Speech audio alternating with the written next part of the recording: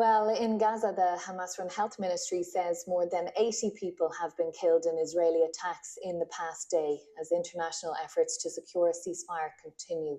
At least 30 people were killed in an Israeli air raid on a post office that was functioning as a shelter for displaced Palestinians. In northern Gaza, a Palestinian surgeon has been shot dead as he travelled from one hospital to another in Jabalia. Israel does not allow foreign journalists unrestricted access to Gaza, so John Donison reports now from Jerusalem.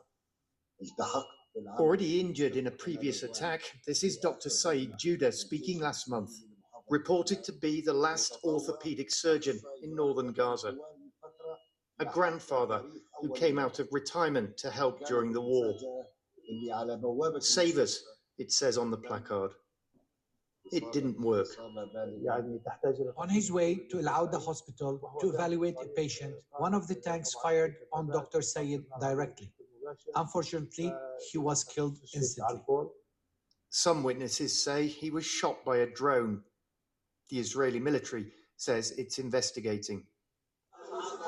This is the Kamal Adwan hospital in northern Gaza, where Dr. Judah did much of his work. It has few supplies, few doctors, but endless patients. The area in Jabalia has been under siege and under bombardment by Israeli forces for months, in an effort, they say, to stop Hamas from regrouping. Israel does not allow foreign journalists unrestricted access to Gaza. They're coming under continued bombardment in these hospitals. But from Jerusalem, I got through to the main United Nations aid agency there. It's devastating for his family. It's devastating for people in the north who are relying on so few doctors and such few resources available. Hospitals in the Gaza Strip are not hospitals anymore.